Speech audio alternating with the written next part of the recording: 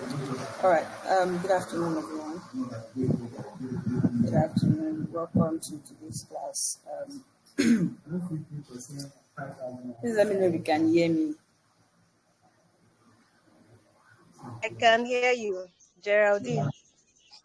Awesome. Awesome. Welcome. I believe our day has been good. I believe our day has been awesome.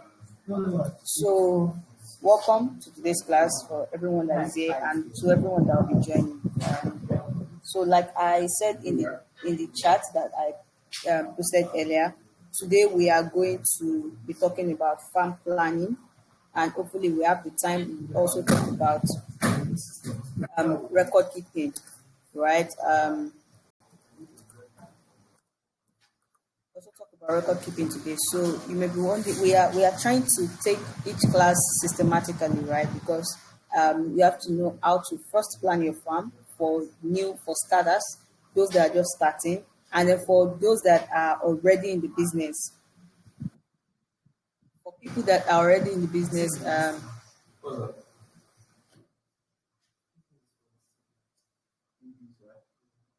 sorry, let me just drop a chat for live.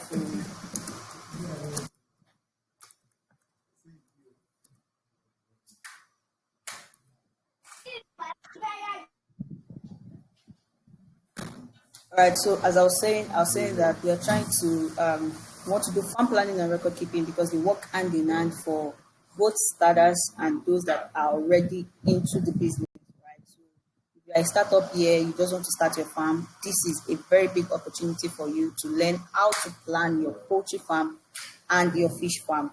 And if you're already in the business, right, this is another opportunity to learn how to further do things that you are not doing before, how to now do them well, right? And how to up your skill and able to make more profit. So today's class promises to be so awesome, so amazing, and without wasting much of our time, we'll be going right into it. But I would not be the one taking the class, so I'll just wait for who is going to take the class to just come in. Is about to join, so that we will not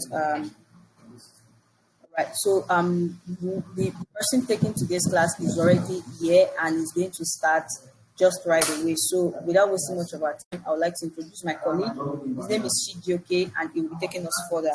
Okay, Chidioke, please you can go ahead.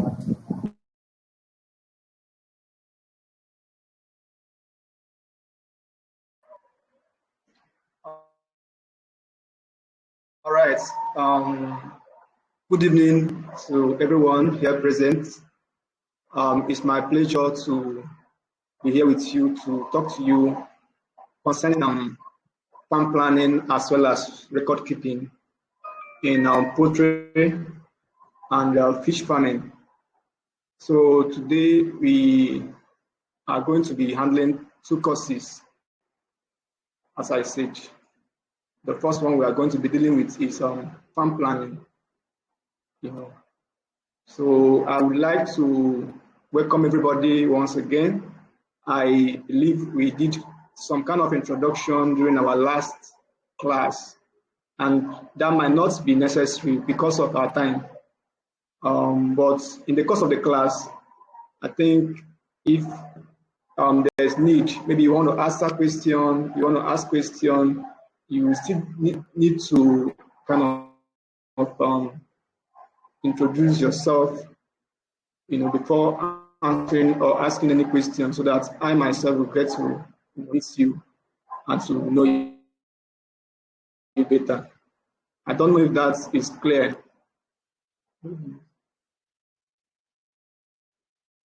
It's clear. All right, thank you.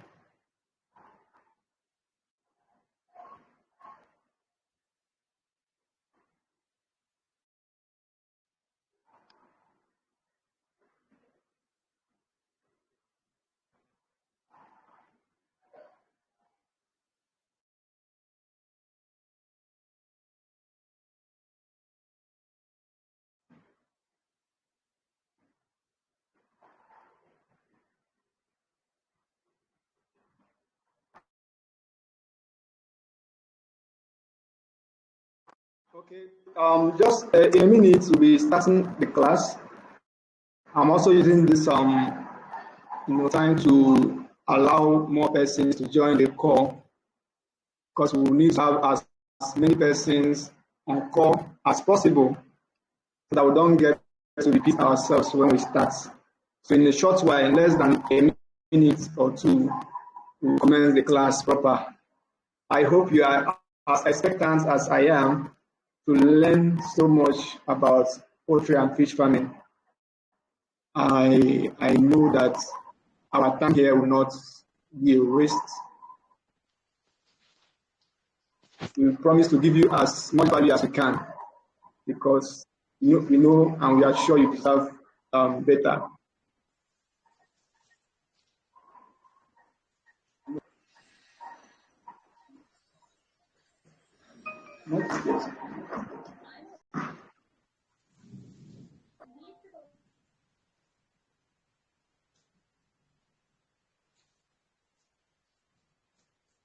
Hello? Hello? Good afternoon, everybody. Hello?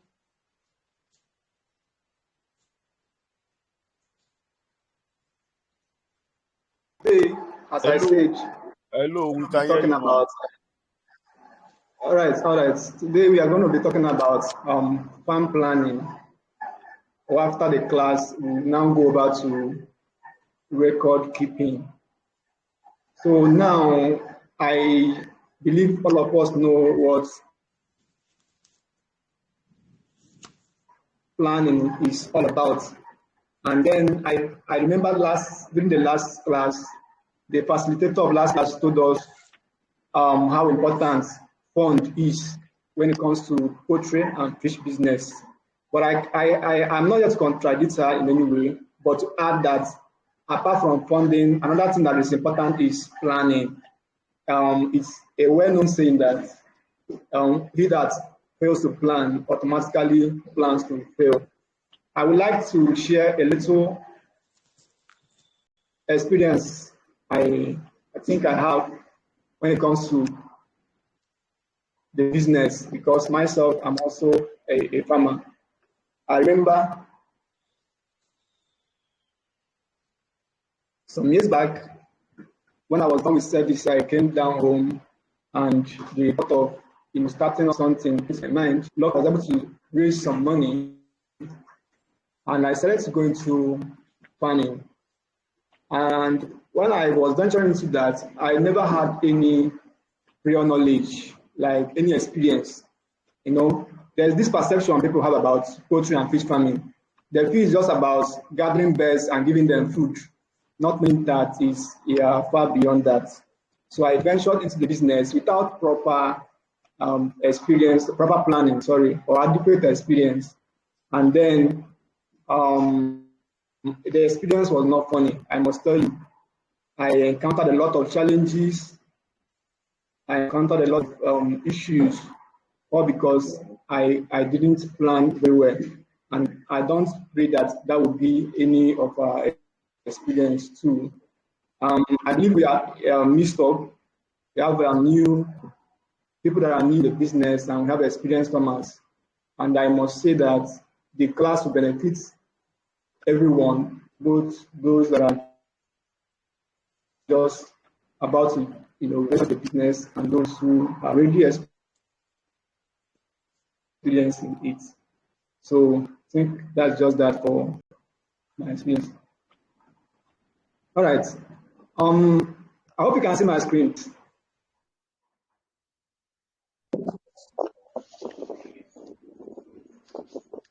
Hello, please, if you can see my screen, I want you to, acknowledge that, please. We can see you. Okay. Yes. Okay, you can see my screen, right? All right, thank you. So this is my introduction. So it's farm planning, sorry. Farm planning is the art of developing long-term strategies to increase the profitability and competitiveness of a crop or an animal business. It's just as simple as saying that farm planning is, all we need to do,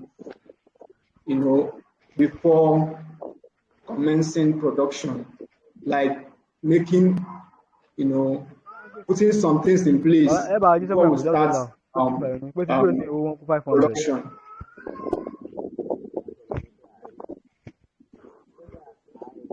To the end of production, what are the things that you need to do in order to ensure that your production and the business, is successful and profitable? So that is what farm planning is all about. So it's just involve, getting adopting strategies that can help you enhance, the profitability of the business. You can use any strategy, but the goal is that you have a good outcome at the end of the day. So that's the introduction. So now farm planning involves a lot of stuff. Whether you are planning to start a fish business or a poultry business, so many steps are to be put into consideration. The steps include, you selecting the poultry or the fish type you want to go into, getting the right land, housing your flock, purchasing your equipment, buying your starting flock, providing clean water and food, mitigating risk, as well as processing and marketing your products. So we are going to look at all these things in the course of the lesson. So now the first thing you have to consider while venturing into poultry or fish business is, knowing the type of the type of to train or you want to rear. You know that when it comes to poultry, for instance, we have different types of poultry or birds. We have the ones that lay, we have the ones that are majorly for meat. Are you getting it? Yes. So you have to first of all decide which one do you want to go into. Then the same applies to fish. There are different breeds or varieties of fishes, but majorly in Nigeria, the common fish, that people train or rear is catfish. Okay, so you need to know why are you going into the business, the kind of fish you want to rear, what is your aim, what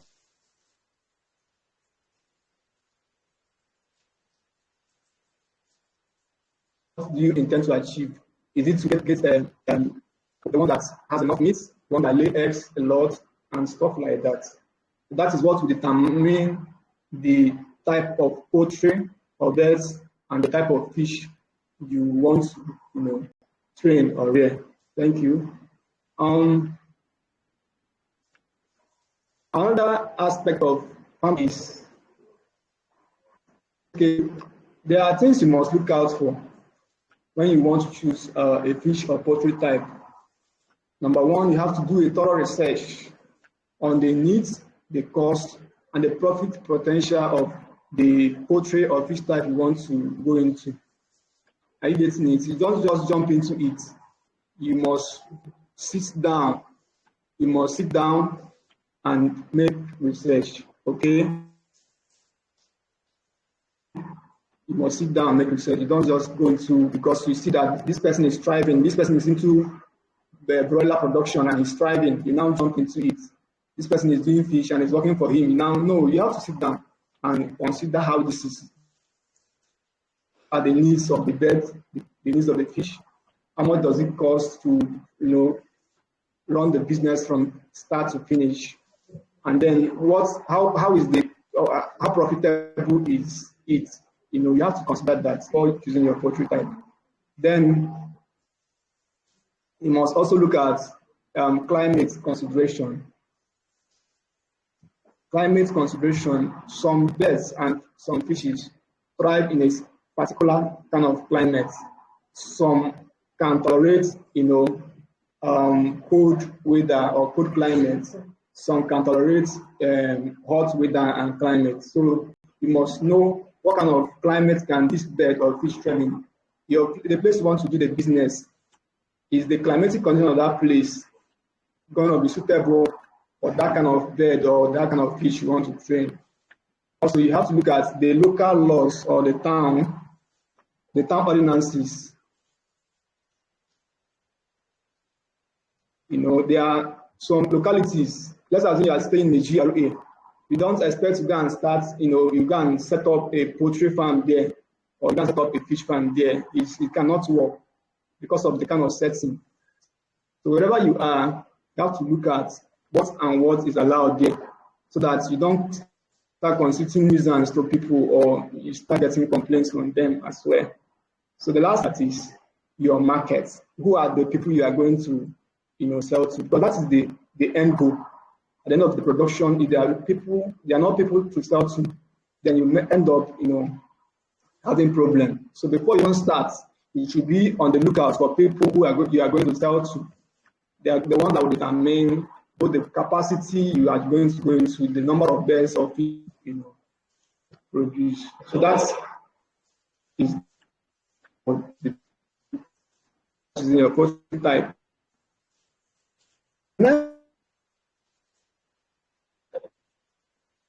You hear me?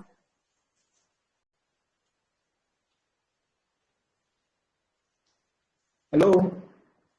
Hello, it's break. Sometimes it's break. Network is Really? The network Sorry, please, anytime you can't hear me, just indicate on the message, the chat box, so that we can. Oh, sorry about that. We are in Nigeria.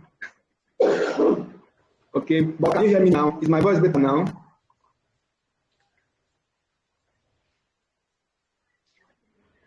hello. Hello? is keeping so much sharp, but we can hear you.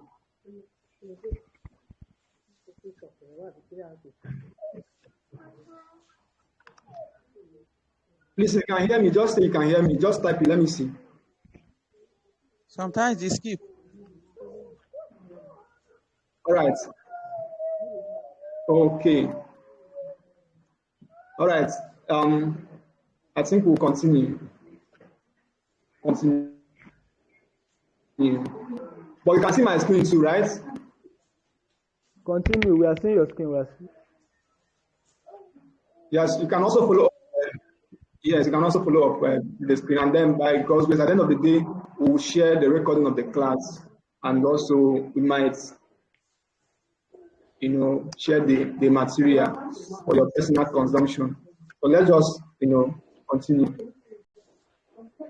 Now, next thing you need to look out for is getting the right land.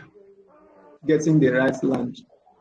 So when you want to start a poultry or a fish business, getting the right land is very, very necessary. Are you getting it? You must look for a land that is not in a kind of in an urban setting, like where people are living, so close to each other. You have to go for a rural land where you have enough space, where you have there's proper zoning. Proper zoning is, that is in terms of light. You look for a place where there is no direct sunlight into the poultry instance, or where there is no direct sunlight to the fish pond. Reason being that for the birds, it can heat up your farm easily, while for the fish pond, it can also increase the temperature of the water easily, which can affect the health of the fishes. So you should also look at a place, a land that has good road access. So, for instance, where your suppliers can come directly, your customers can come directly and offtake what you have produced, or where you yourself can have access to your suppliers. Also, you can bring in your products and take it out easily. Another thing is you have to look at the proximity to suppliers or markets. You don't expect to start your business, your poultry or your fish business, fish production business, in a locality where your market is far from. Because at the end of the day, you are going to spend so much transporting these products to the market, and it will also add to your production costs, which will end up reducing your profitability or the profit of your business. So there's an advantage. There's another thing, lucky to have a land that already has what we call coops. Coops are the equipment. Let's assume the place already have a structure on ground, or you already have a pond on ground. Then it becomes an advantage. But importantly, you must make sure you stay away from an urban area to avoid noise and other complaints. Thank you. So the next thing you have to look at is housing your floor. Housing your floor. After getting the land, you now plan for the housing. So housing is very important both for birds and for fishes. House where they stay is very, very important because it will also, have an impact on the rate of growth and the productivity level of the birds and the fishes. So what are the things you must consider when you want to go for a particular type of housing? First of all, you have to look at the scale of production you want to go into. We have different scale of production. You might want to go for small scale. Let's assume you want to train between 50 and 100. You can cut on a small scale, something between 200 to let's say 500. You can term it, or 900. You can term it a medium scale production. Then if you have something between 1,000 and above, depending on whichever one you want to go to. So the kind of house you want to go for will depend on the scale of production you have in mind. You understand? You don't expect to rear thousands of birds and you now go plan for a small house. It will definitely suffocate them. Then you don't go for, let's say, you want to train 50 or 100 birds and you are now going into a very big space. It will also affect because that kind of place can get cold easily. So your house depends on the scale of production. Then you must ensure that you have enough room available. So if it is poultry, there must be rooms where you do other things. There must be room for storage. You must have room where you do what we call isolation or quarantining, where you quarantine the birds. Are you getting me? You must have place where you store or keep your equipment and your feed. They are also important. Also, you must look at the layout of the house.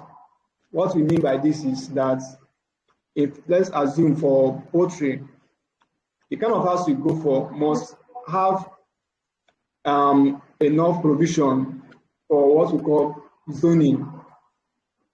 Zoning just means having separate rooms or compartments for different stages of production.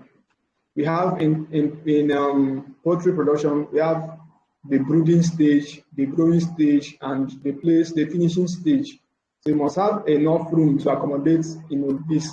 It is not advisable that where you grow your birds, the birds should also grow there. Are you getting it? So you must make sure that any housing you are going for has enough space to allow for zoning. So that's that. Now, good poultry farm. We look at good poultry farm. How do we know that a poultry house is good? How do we know that a poultry house is actually good?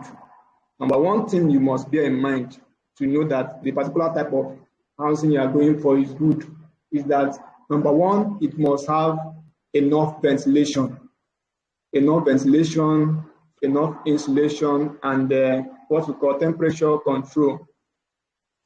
When birds have grown, when they are already grown, they need enough air. So the house must allow for inflow and outflow of air. When they are too young or when the weather is cold, they need heat. That's what we call insulation. So the house must be built in a way where it can allow for insulation. So also temperature control. There are so many ways you can control temperature.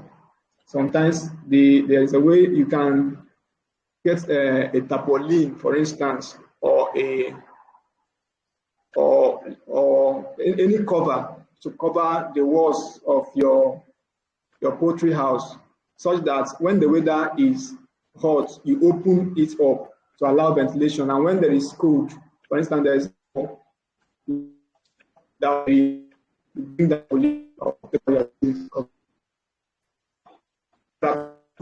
is that it is what we call predator proof. Predator proof. It doesn't allow predators. Predators are wild animals like snake, and any other wild animal that can enter the farm. You have to use a strong material that will not allow for the entrance of predators or wild animals. Then another thing you must consider that makes a poultry house good is that it must have adequate space. There must be enough space in the farm. There must be enough space. Another thing is that it has to be easy to clean and to disinfect. It has to be easy to clean and to disinfect. Now, for a good fish farm, how do we know that a pond is good? What are the characteristics that shows that this particular pond is good? Number one, it must be able to resist water pressure. It must be able to resist water pressure. It should be impervious. Impervious means that the side walls, let's assume you are using you are going for a concrete pond, for instance. The side walls should not allow for external water, like water from outside, maybe outside the wall, to penetrate the pond. Reason being that if the water is contaminated, for instance, and it seeps through those walls, then it's going to affect the health and the condition of the fishes. Another thing is that it should be high enough. It should have height so that there will be no overflow of water. Just imagine, having rainfall, and then the rain falls inside the pond, and your pond doesn't have enough height. Definitely, the water is going to cover the pond, and when that happens, the fishes would flow away with it, and then that can lead to loss. So whatever you are planning to get the pond, you must make sure that your pond is high enough not to allow overflow of water. It's also important that that particular pond you are going for should be easy to clean and to disinfect. Please, I hope you are still following. Yes. All right. Yes, All right. yes, we are following. Yes. Okay. Now, what are the types of poultry housing we have? There are so many of them, but for the course of this class, we'll go for the common ones. We have what we call deep litter system. This is the one most of us are conversant with. Deep litter system. It's just a system or a type of poultry house where everything is done inside the house. Felix, Everything is done inside the house. welcome. Like you have to enter the house to feed the birds. You have to enter the house to give the birds water. You have to enter the house to pick even the eggs. Everything you have to do. Are you getting me? You must go inside the poultry house. That's what the litter system is all about. So also, what's another thing that is common with deep litter system is that they have what we call litter. That's where the name is coming from. They have litter. Litter are materials. It can be from rice husk. It can come from sawdust or wood shavings. All those things, those materials, are all known as litter materials. So a deep litter system has litters. Yes. Another type of poultry housing we have is called the cage system. The cage system. Now, that from the name cage, cage is just a where of movement. This movement is being restricted. So a cage system is a type of poultry house that restricts the movement of birds. It has been proven to be efficient, especially for laying eggs. For laying birds that lay eggs, it is it's very, very efficient because those kind of birds need enough light. Now, we have to look at the next type of poultry house. The next type of poultry house we have is what we call slatted wire or floor system. Slatted wire. This one is not that common, but the advantage of it is that it allows for proper ventilation. It's not like a cage. Then you cannot call it a deep litter. Are you getting me? It's not a cage, it's not a deep litter. Then what makes it unique is that it has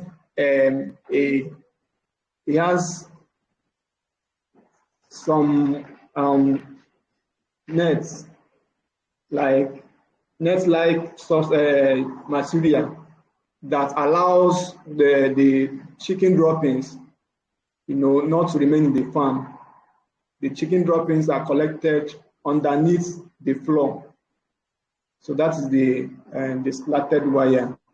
So it's very, very, in fact, it's a new kind of a new poultry house that is in vogue now, though might not be common here in Nigeria, but it's very, very good because of how it allows ventilation to enter into the poultry house and how easy it is to remove droppings from the chicken farm.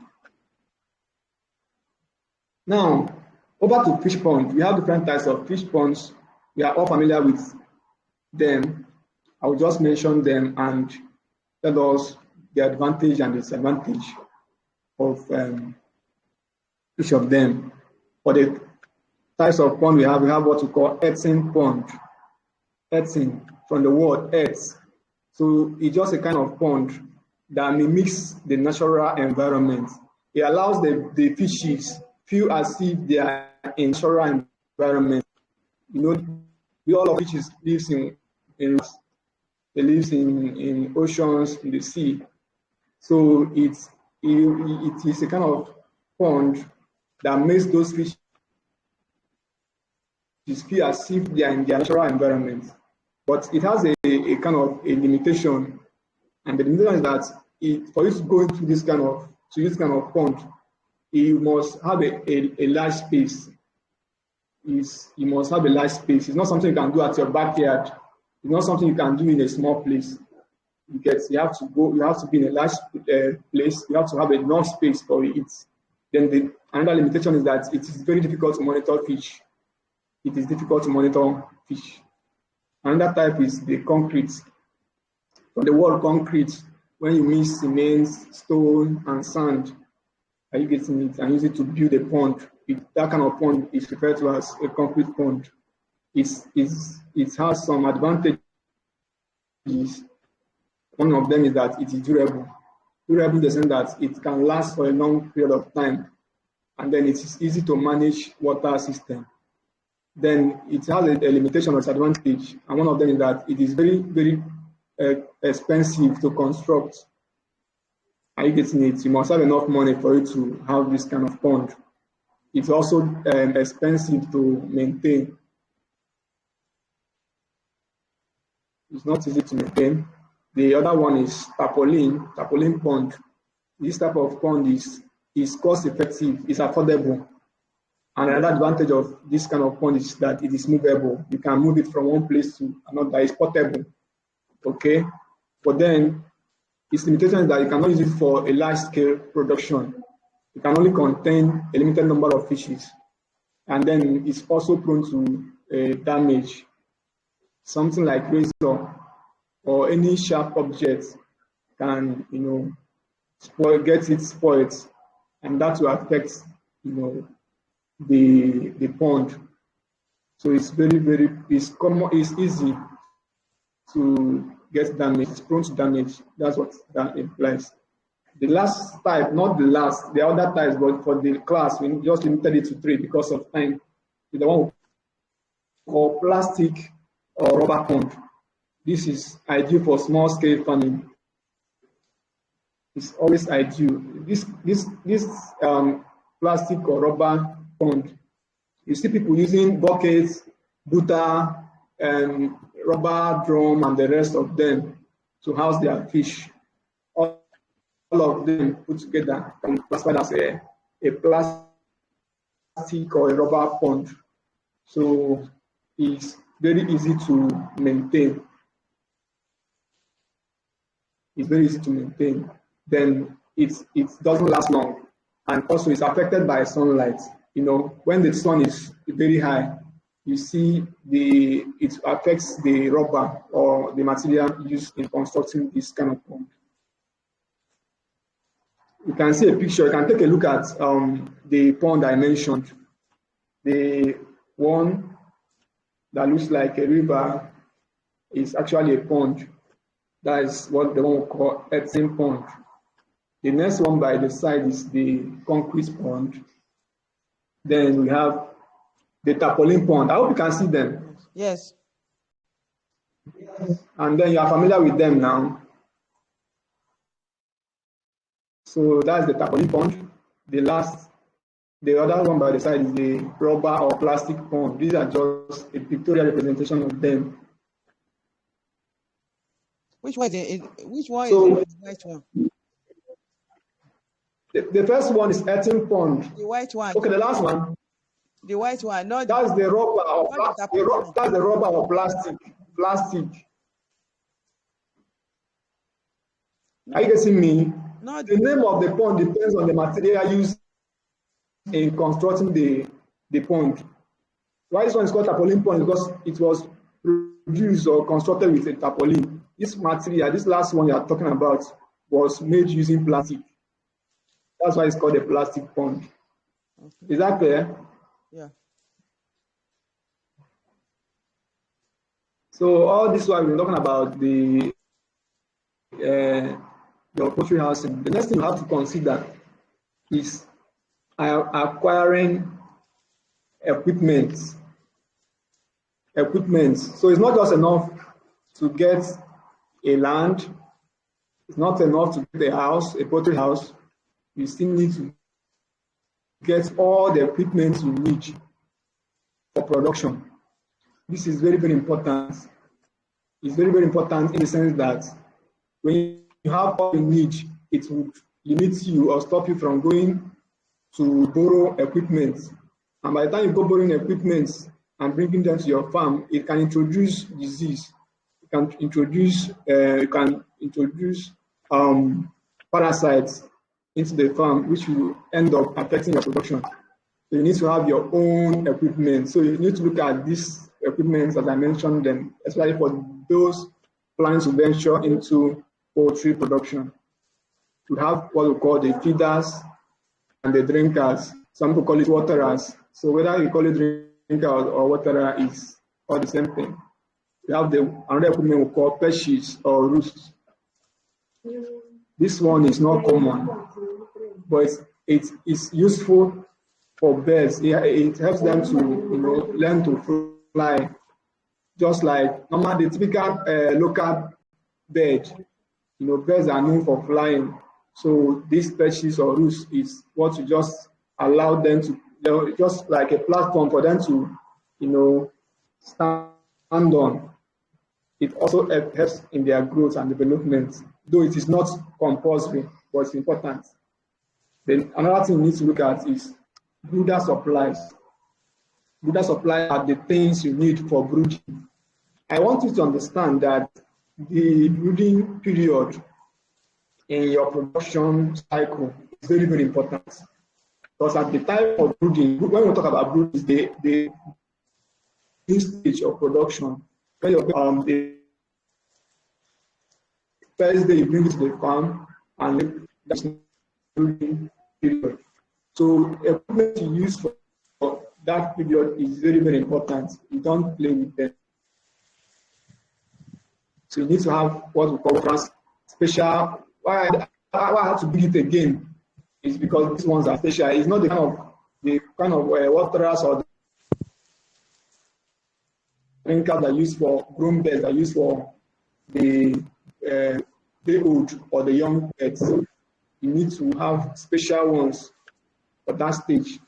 You need feeders, special feeders. You need heat lamp, some that you use to generate heat in the farm. Are you getting it? So you need all this equipment, this brooding equipment also. The other examples of equipment used in the farm is your feed storage bin, where you store your feed. It can be a room, but some people like having a kind of a bin, maybe a bucket or a butter where they store the feed. So you can also have one. So you need to have other equipment like cleaning equipment, things that you use to clean the equipment and as well as clean the farm itself. You need electricity, you need water access. These are the equipment and the supplies you need for your farm. Now, what we need in for fish production? There are so many of them. There are some of them that we are not familiar with, and it's not for small scale fish farmers, but for large scale fish farmers. Examples of equipment we need is the one we call aeration system. When we talk about aeration system, it's just something, an equipment that allows for the circulation of air in our fish pond, in our pond, allows for circulation of air. You can see this very equipment here that has a fan, a rotating fan. By the time it is started, it is placed inside the pond, and that equipment is rotating. It will stir the water. And when the water is stirred, air is introduced into the pond. And you know that fishes need air also. In fact, all animals, all living things need air to survive. So that is that. We have what we call water quality monitoring equipment. These are equipment that you use to monitor the quality of your water. As the fishes keep staying in the pond, the quality of the water tends to shade. So you have to have some equipment that you use to check the quality of this water from time to time when you need to replace the water. Some of the equipment that you have that is used to check the pH level, whether they're coming too acidic or too basic, because fishes have a condition where if the water is too acidic, it will affect their health. The water tends to be too basic or too alkaline in nature. It will also affect the fish. Sorry. So you need to have another equipment also known as used to check for ammonia, the presence of ammonia. So with this equipment, once you test your water, and you see that it is becoming acidic or basic, that's for the pH meter. You know that this water is due for change, and you have another one for checking ammonia. When the water now contains so much ammonia, you know that this water is bad, you have to change it. Another equipment you need for fish production is your feeding equipment. You have you don't need to use your hand to pack the fish and to throw inside the pond. No, for security, for health purposes, you have to have a special equipment, you know, for feeding those fishes. You have your fish nets and your grading equipment. Grading equipment is something you use to measure your fishes. You know those ones that have a similar size. The last three is water pump. Water pump is used to supply water into the pond. Then the fish transport equipment. You know, when you have different ponds, you know, it is not ideal to be carrying the fishes, to be using your hand to transport them from, let's say, one pond to another. You have to have a special equipment. It can be a bucket or it can be anything, but that will not, you know, that will not allow your hand to move the fish from one, you know, particular pond to the other. The last one is the harvesting equipment used to harvest your fishes.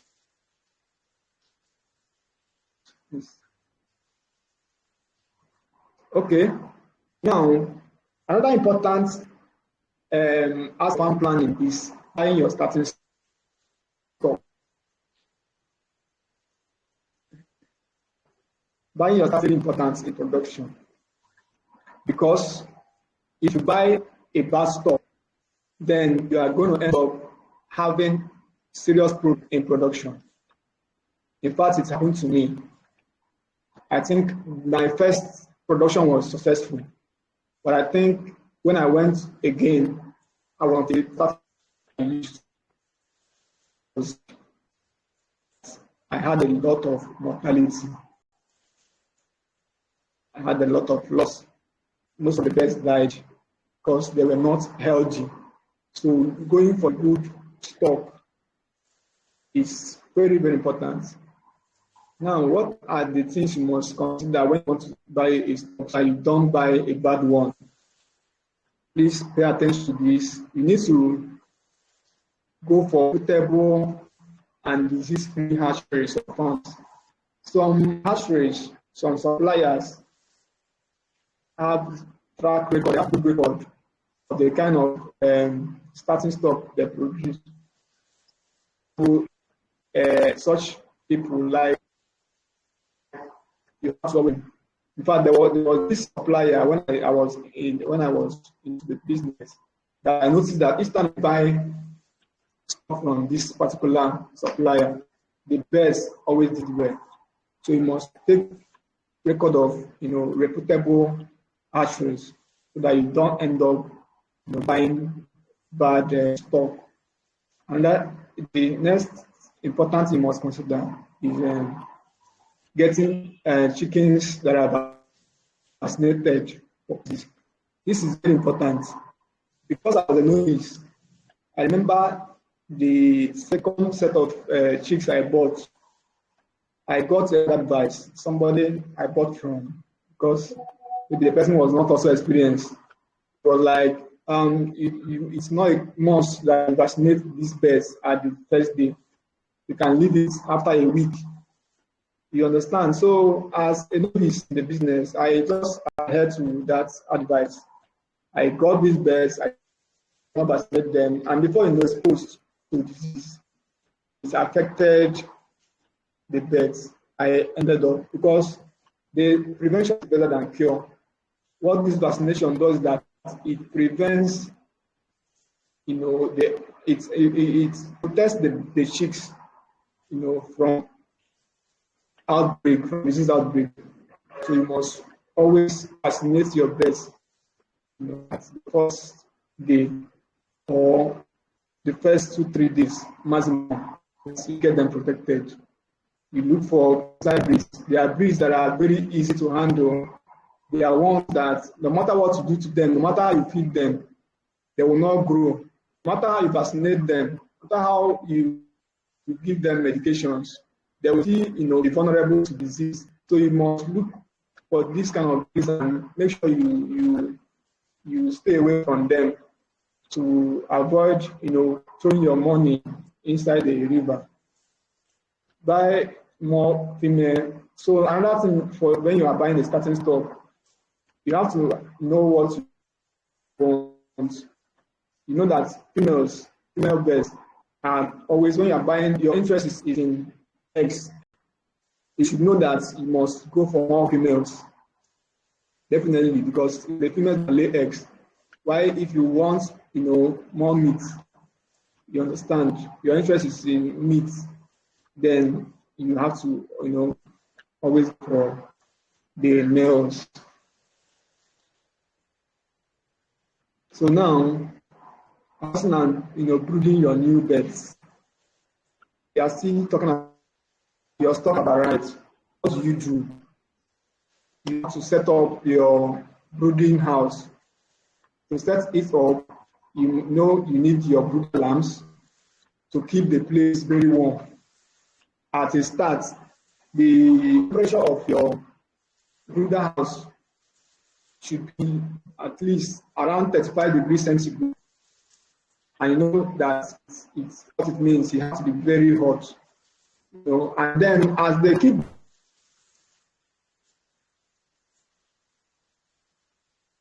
growing, you don't allow the temperature of that place to remain the same. Because as they keep growing, they'll be requiring less heat. Reduce the temperature by 5 degrees. Let's say by the second week, the temperature of the brooding house should be reduced to, let's say, 30 degrees centigrade. But then you need to know that you must have an equipment for monitoring the temperature of your brooding house. Okay. Then you have to provide what we call starter feed. Some of us, those of us that are familiar with poultry production, you know that at every stage of production, they have these birds have special feed. In fact, usually the feed for birds are categorized into three. You have your starter, your grower, and your finisher. So at that tender stage, you need to provide enough starter feed, and you know that it has to be tiny. It's always grounded in a way that it is easy for them to swallow.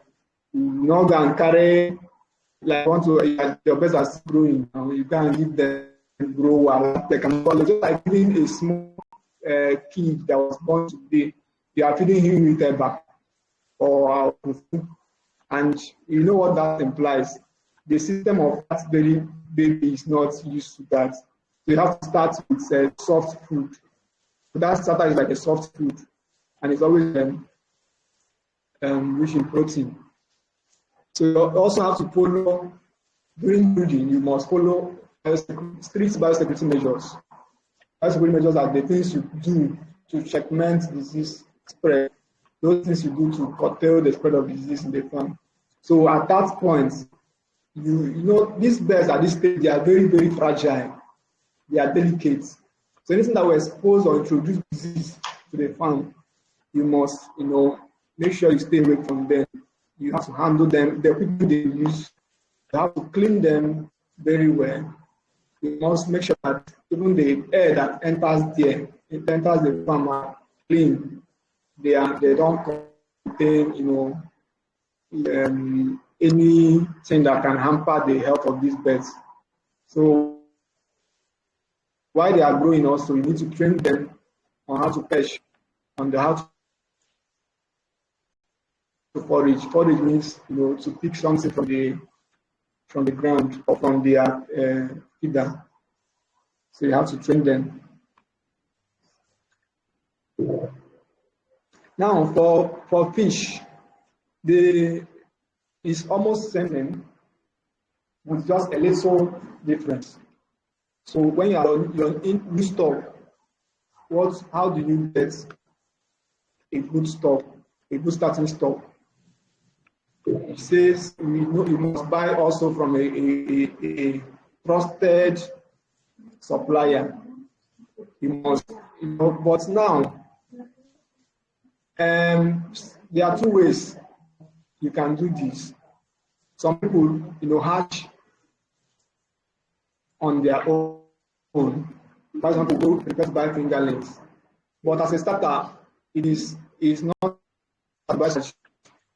You have to buy fingerlings.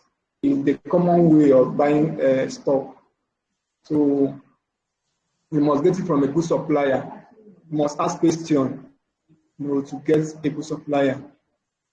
Then, no matter the supplier you still buy from, you must make sure you handle these fishes, properly.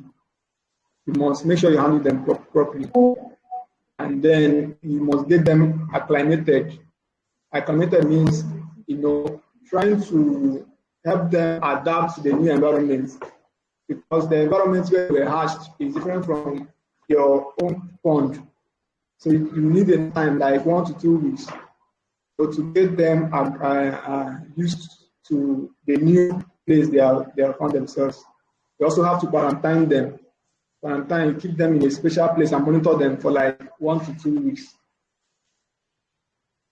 So at the end of the 2 weeks, if they see that the birds are healthy, you now separate them by sizes. It's so obvious that even if fishes are hatched at the same time, they end up not being of the same size. You group them by sizes. It's so that those that have similar size will be in a particular pond, those that have another size be in another pond.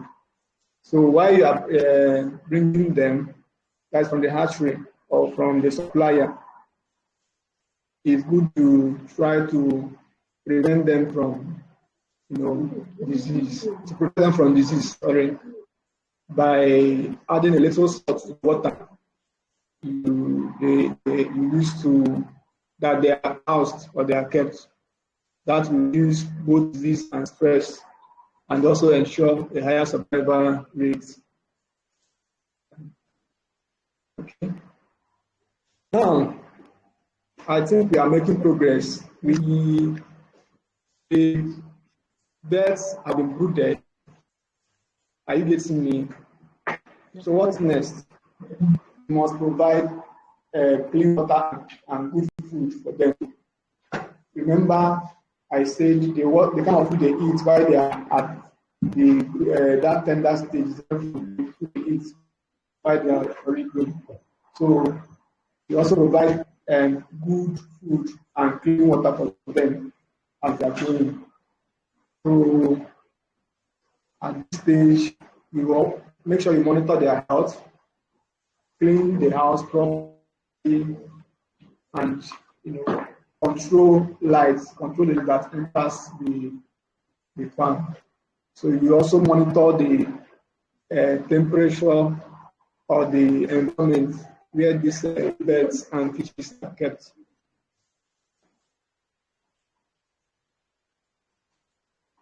And this is another thing we must consider. We must plan ahead of time to make sure that the health of your birds and your fishes are protected. This should be our priority, because it is regarded that the greatest enemy of farmers in poultry and fish production business is disease. Disease contributes to the loss that farmers encounter during production. So the ability to minimize disease outbreak would also determine the level of profits you are going to make from the business. Imagine spending all your money trying to manage disease outbreak in the farm. The one you are supposed to use to buy water or feed or give them, provide light for them, you are spending medications. You end up losing, some of your money to veterinary doctors and to drug dealers. So how do you protect your flock? I mentioned earlier you should vaccinate them. Then you control vermin. Vermin are insects like mosquito, flies, even rats. You have to control the entrance of all those, anything that is not supposed to be in the farm, control their entry. Then you must clean the place. That's another way to protect the health of your birds. Because your poultry house must be clean. You must also isolate the birds that are sick once you notice that they are sick or they are not looking okay. Don't wait till they start dying before you quarantine them. Because the more you leave sick birds, the more they transfer the same sickness they have to other birds. So it's good to isolate your birds once you identify any of them to be sick. So also protect the health of your birds. You have to reduce stress. How can you reduce stress? You can reduce stress by providing enough space. When they are overcrowded, they tend to struggle for space. They tend to struggle for food. They tend to struggle for water. And this, induces stress. It brings about stress. And what's about stress is that stress also brings down our immune system. It brings down the immune system of the birds and make them vulnerable or so susceptible to disease. So you must reduce stress if you want to protect the health of your birds. You must prevent or protect them from predator. We mentioned this earlier. Then you must control parasites. Parasites can be external parasites, it can be internal parasites. External parasites are insects, all those mites and the rest. But I don't know what you call it, but stuff like that. You have to control them. Then for the internal parasites, you use what we call dewormers. I think we are almost coming to the end of the class so that we have so that we can entertain as much questions as we can. But please make sure that as I'm saying all these things, any place you feel you don't get clear, you can take your time to note them so that we address them at the end of the day. So the next thing you have to consider is processing and marketing your poultry and the fish products. You have to plan for this even before you start production. That is the mistake many people. You are waiting for your bird to mature, for your fish to mature before you can start looking for customers. It is wrong, because once they can see that when your birds are ready for sale, that the customers will be there. Okay, let's even ask, are you the only one or the only one in the business? No. So you must make adequate plans ahead, to sell your birds even before they mature. Before you even bring them in, you start contacting customers. So how do you process your products? You can butcher them on the farm. You can sell them live. You can butcher them. You can process them, like defeather them and prepare them. You sell it off. Market using poultry, restaurants, and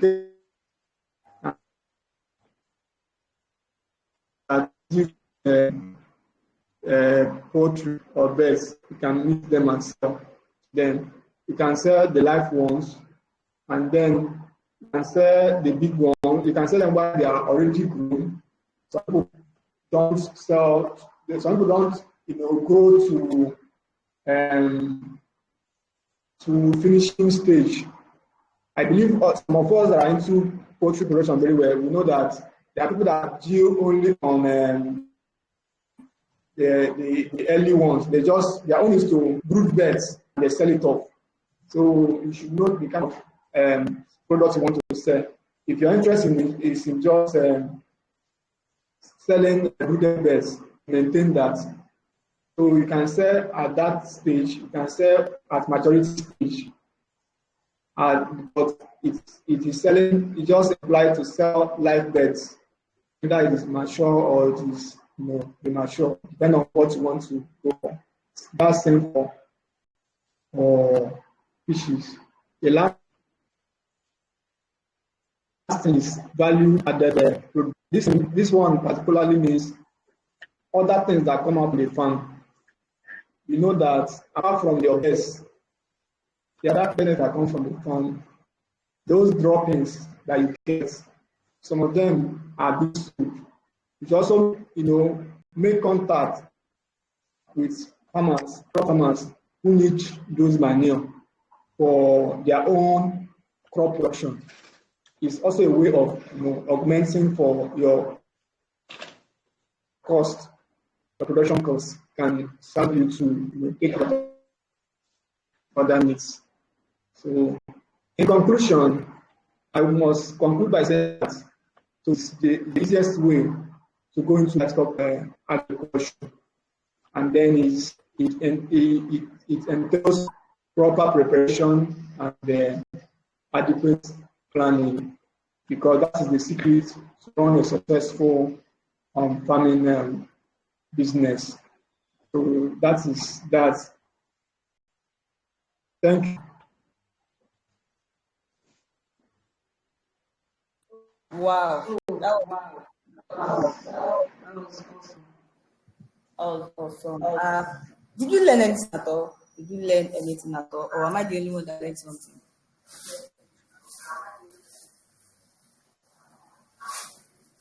We are not talking.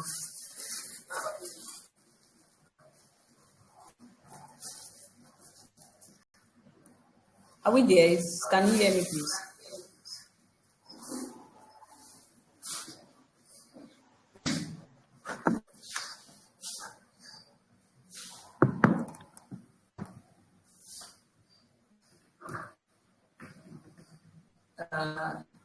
Is anybody hearing me at all? Because I'm not getting any feedback.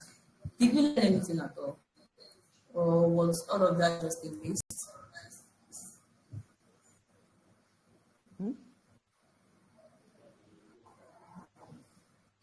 Adiola Bashiru, Olawemi, Momi Sheu, Kolade Ogunla. Oh, okay, sorry. You can talk now. Please unmute your mic and talk, please. Mr. Joseph, you can talk now.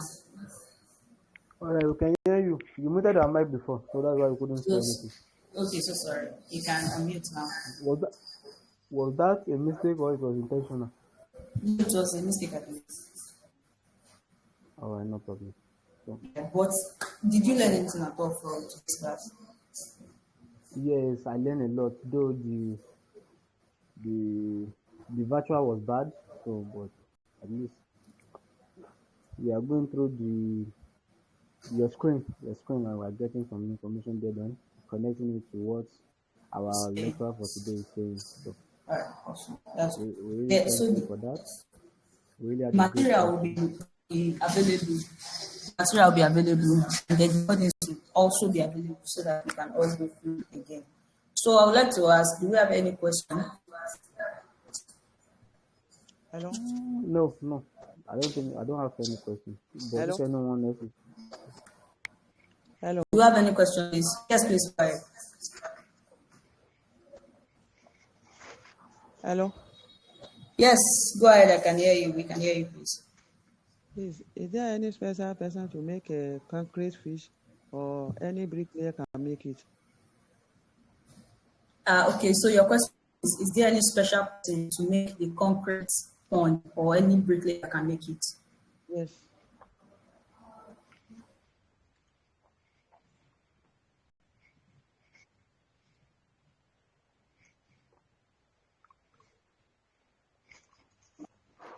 All right. Thank you. I think Jane is right. No? Thank you for that important question. Okay, to answer this question, the response I have to give is that it is not every bricklayer. Are you getting me? Yes. There are people that are professional when it comes to concrete pond, production, because it's not every kind of mission. It has specialized special mission for doing that. So you have to look for somebody that is specialized in, you know, in that you get. So you must ask questions so that you don't end up spending money on something that will not work. But if the person record, let's say it's a big player and the person has done that before over and over again, you can see and ask questions. You can go see for yourself the kind of funds the person has done in the past and see how good they are. Okay. You understand? So that because it's very expensive as we said. Oh, So it's not something that you want to manage because when it's not done properly, it leads to incurring more cost. That answers that question. Thank you. okay. Thank you, sir. All right. Does any other person? Do you have any other question? Does anyone have any other question? Thank you very much for that question. We believe that you has been answered. Any question, please, before we call it a day? This is past 5 already. Maybe you have a question, you have a contribution, you want to say something, you want to add something. We'll just do that in the next few minutes. Please, hello, sir. Hello, ma'am, sir. Yes, please. If we think for another question, can we write it in the this after the program? Yes, yes, yes. If you have any question about the class, please drop it on the Telegram group and we are going to respond to it. Okay, thank you. You're welcome. You're welcome. In addition to that, So, please, is it that okay. when we write the question there, are we going to get a Yes. reply today or maybe on a class day? Is it only on a class day or any day, anytime? Yes. Any day you write a question, as long as we are available at the time, we will respond to the question there. All right. Thank you very much. Yes, you're welcome. Hello. Yes, please. Hello. Yeah, good Hello, we can afternoon. hear you, please. Good afternoon. Okay. Please, I want to ask a question, but basically, aside what Mr. I think Chijoke have already talked. So I want to know, after the whole training of 2 weeks, would there be any form of certification for the participants, or it's just to communicate knowledge and then that does it? Okay, yeah. So for this particular class, there will be certification, but the certification will be based on participation because we would not want to have some half-baked farmers, right? We don't want people with half-baked knowledge to get certificates and then they will not be able to defend the certificate wherever they go to. But there's going to be certification at the end of this course, which we guarantee that. But it's going to be you get your certification based on participation. I believe that answers that. Definitely. I wonder, is there any criteria for at least judging the people that have actively participated, or I know basically everybody must be present on a regular basis? Yeah. So basically, in each class, we are taking attendance of people that are in the class, right? We are Okay. taking attendance of people that are in class presently. So it is the attendance we use to get it's the attendance. At least you should, if anyone is going to miss, if you want to be certified in this class, you should not miss more than 2 classes, right? You should not miss more than 2 classes. Yes.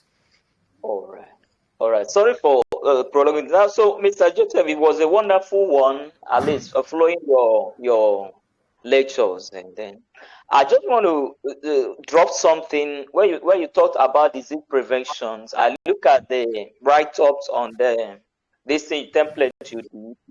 You talked about the controlling of disease, external and internal. And I saw insecticide, but I would just want to convey that little impression. It might not really use insecticide in the controlling of disease in poultry. I think in terms of external parasites, there are antibiotics like avermectin. They can control external and internal parasites. They can be used in the one and the last node too. But if you want to control disease in the environment of the chicken, you can use biocide. There are some certain biocides can handle this, not insecticides. No, you can also use insecticide as well. Oh, Yes, not when. because Okay, okay. Depends on the practice anyway. wait, From what I a know, fly a fly a fly can that travel from actually one hard. poultry farm to another. So you have to prevent ants as well. So how do you kill ants? You can use insecticide to kill ants.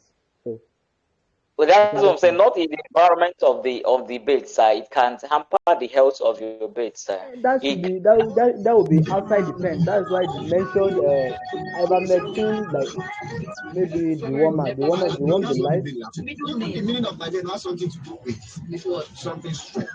Joshua. all right. Thank you very much. That's all for the.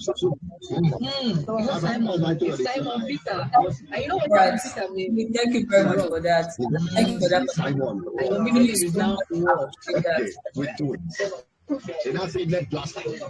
that. Yeah, we so much appreciate that. Thank you very much. So please, if we have any other question or we have any other contribution, you can please drop it in the group and we would respond to it or we will react to it.